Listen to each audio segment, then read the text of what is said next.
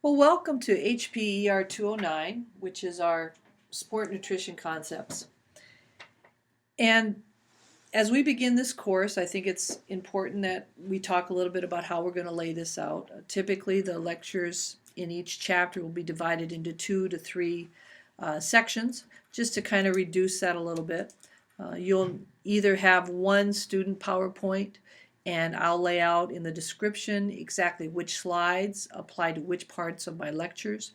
Or in longer chapters, I'll actually divide your student lecture into the sections that correspond with my lecture. It's important that you have the student lecture open as you listen to this. I think it's important to take some notes, and we'll go through similar on the same slides. And there will also be some times where I'll ask you to simply pause your lecture and just to do some thinking and reflect on a little bit about what we've discussed in the previous slides. So in this chapter, chapter 1, we're going to be looking at a basic introduction. And at the conclusion, you should be able to do the following. You should be able to list and understand the 12 guidelines that underlie the prudent healthy diet and understand their connection to optimal health.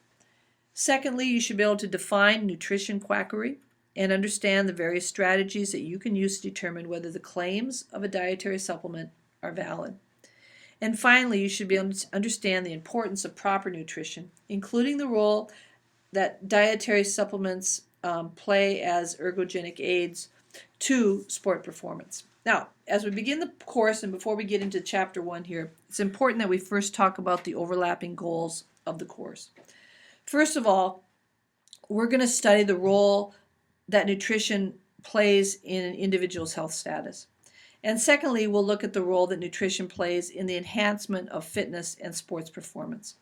But you're going to see that in many or perhaps most instances, the general nutrition for good health is the same as for the athlete. And so the athletic population and the general population are going to be very, very similar. We just want well-balanced diet that supplies us the optimal amount of nutrients. So now let's start our discussion in chapter 1. When we look at our health status, it's really dependent upon our genetics and our lifestyle. And they both play a huge role. In regard to genetics, there's not a lot we can do from a preventative nature. However, the Human Genome Project is really providing scientists with very reliable markers that help determine our predisposition. And when we think about our predisposition, it means, we're born with perhaps certain weaknesses or certain attributes that make us more susceptible to certain diseases. And so understanding that can help us make positive changes in the things that we can control. And that's when we start talking about our lifestyle.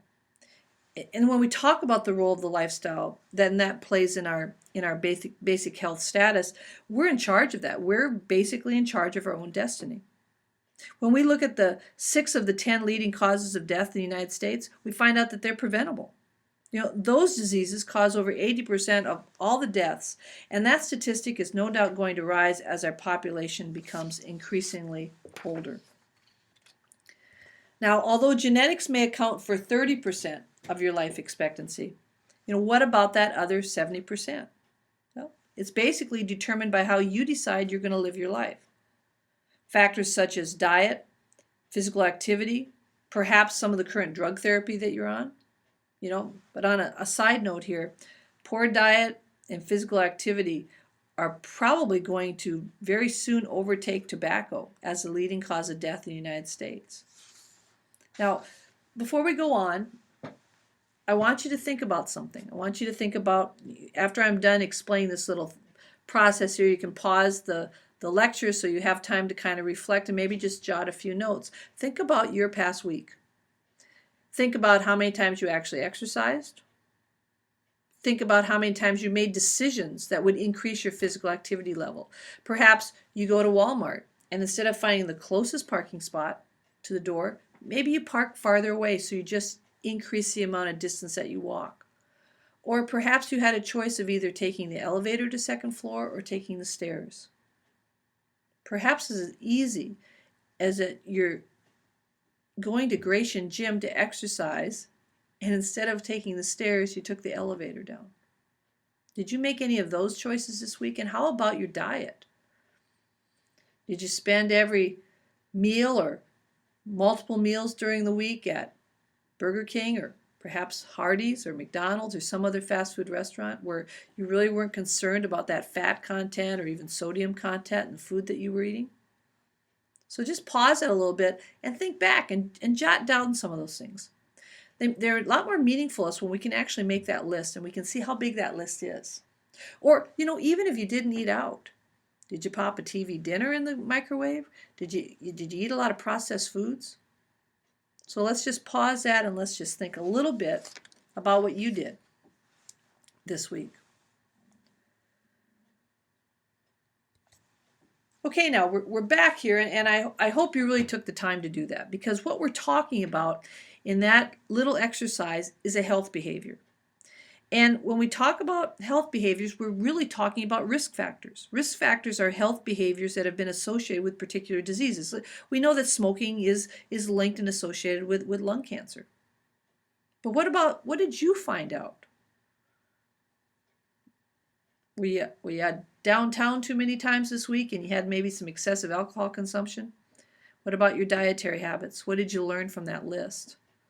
And what did you learn about your activity level, or perhaps I should say your inactivity level? We have other things like family history, and we're going to be talking about that here in the next slide, but a lot of these decisions that we make, they're under our control.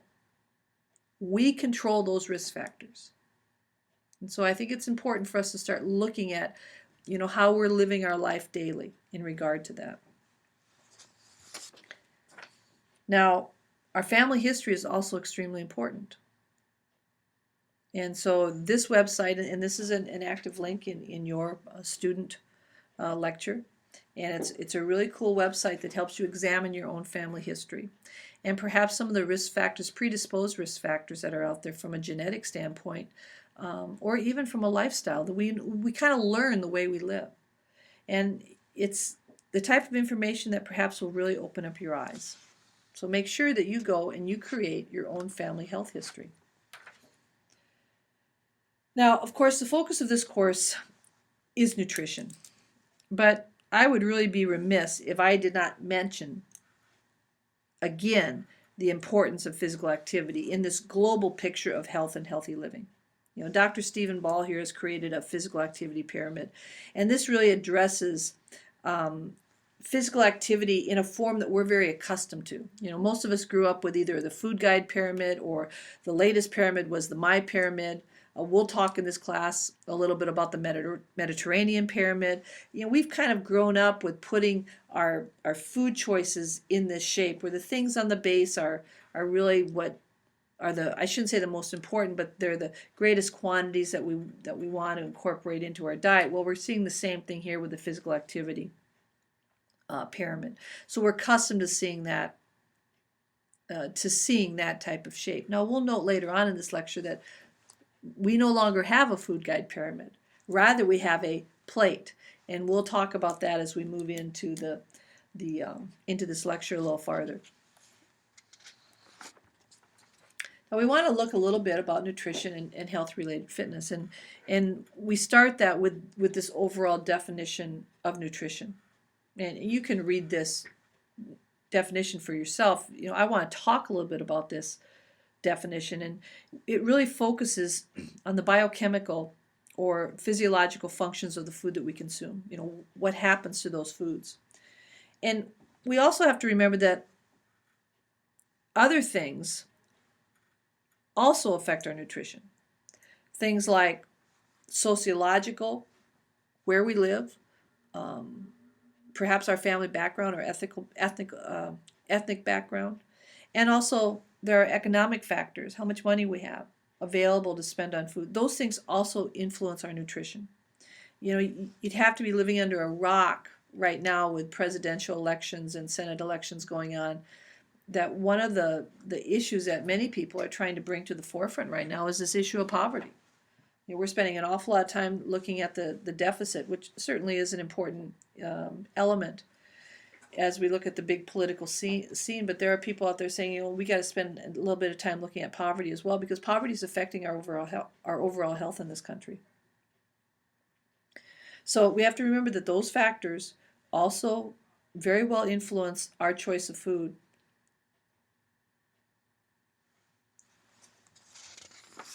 Now, we have 6 classes of nutrients, and we understand that the primary purpose of food is to provide us with a variety of nutrients, and we divide them into these 6 categories: carbohydrates, fats, or they're also called lipids, proteins. Those are our macronutrients. In other words, we need them in fairly large amounts. Then we have our vitamins and minerals, and those are our micronutrients, and just the opposite of macro, we need those in relatively small amounts. And then finally we have water. We don't get any actual calories from that, but water becomes a very essential part of the big picture for us. Now in this illustration, we can see that nutrients basically perform 3 functions for us. One, they're going to promote growth and development. 2, they will provide energy, the major nutrients, and here we're talking about those macronutrients.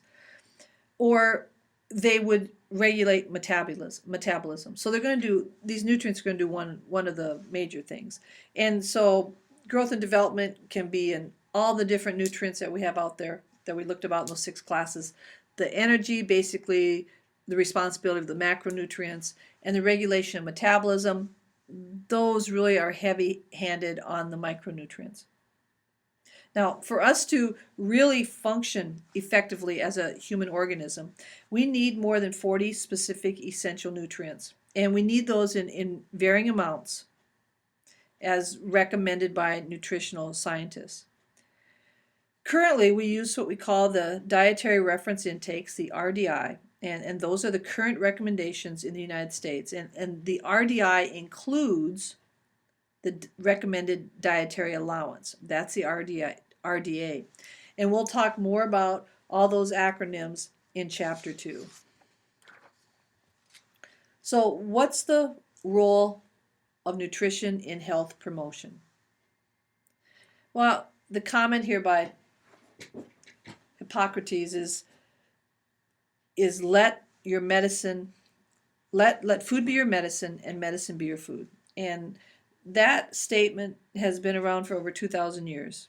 And in today's world, it's becoming even more meaningful as our understanding about the role of nutrition and good health continues to grow, and as our understanding about how they are so linked together. We also have to understand that nutrition can play a harmful role in our health, and it can lead to a number of health problems. Now, we refer to those type of nutrients as promoters. They lead to the progression of chronic diseases. On the other side, we have nutrients that can deter us from the process of developing those diseases, and we call those anti-promoters.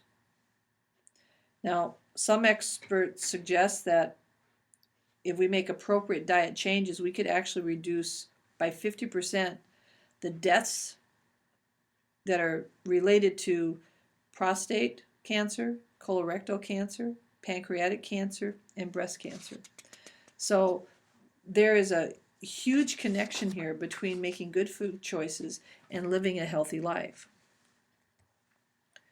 You know, there are a lot of different proposed effects of the nutrients in the food that we eat and how they might relate to good health. And here we can see a huge list here. And you can read more about these in your textbook. But they basically are all related to helping us develop a body that is more healthy. And we can look at, from a slide like this, we can see some of the possible health problems that are associated with these poor dietary habits. And if you look at this chart, kind of the green arrow means that if we have an excessive intake, it's a promoter. And if we have a low intake, that also is going to lead to poor health as well in some of these other ones. So, you know, take the time, pause maybe a bit, and take the time to just kind of look at this. And where do you fit in? You know, imagine this is your own body. Are you consuming enough calcium during the day? A lot of people out there don't like to drink milk. And I'll tell you right now, we'll have a better discussion of this later, but It's in those ages of our teenage years up to about 28 that we really lay down our bone mineral density. And it's going to help determine what type of health your bone is in as you get older. So, do we eat right? Well, surveys indicate that although most of us are aware of the role that nutrients play and that we really want to eat better, we just don't translate that desire into the appropriate action. So, for the most part, the diets of adults are poor, the diets of teens are poor, and the most troubling fact here is that the diet of children are poor as well, is poor as well. A recent study by Brady found that less than 10% of the children studied met the dietary recommendations. And 50% of their diet was composed of foods that were the least recommended. Those foods that had high amounts of sugar and high amounts of fat. Now you can see the trend that we're facing. Many researchers define this as the dilemma of our times. And that dilemma is, how do we decrease the inevitability of this huge increase that we're going to see in obesity in our population? It has to start with taking a closer look at the foods that we eat and a closer look at the activity that we're putting into our daily lifestyle. So some general guidelines for eating healthy. Over the past 2 decades, public and private organizations have developed some very basic guidelines for the general public. Every 5 years, we produce dietary guidelines for Americans. Health professional organizations from the American Heart Society to the American Diabetes Society produce general guidelines for healthy eating. And some examples of those, some of the programs that come out of those organizations. We have found that there are some recommended diets. The Mediterranean diet becomes a recommended diet for those people looking to reduce the risk of heart disease. We see that the Harvard Healthy Eating Diet Plan is promoted. The OmniHeart diet, the DASH diet. DASH is simply the acronym to Dietary Approaches to Stop Hypertension. And we'll discuss some of those in more detail as we move through this text. So we're going to stop there today with this basic introduction. I'd like you to, reflect a little bit on this material and make sure that you go to that family website. You'll note that is one of your first assignments in this class, and I'll catch you in just a little bit here when you come back for the second lecture, and we'll start looking at the prudent healthy diet.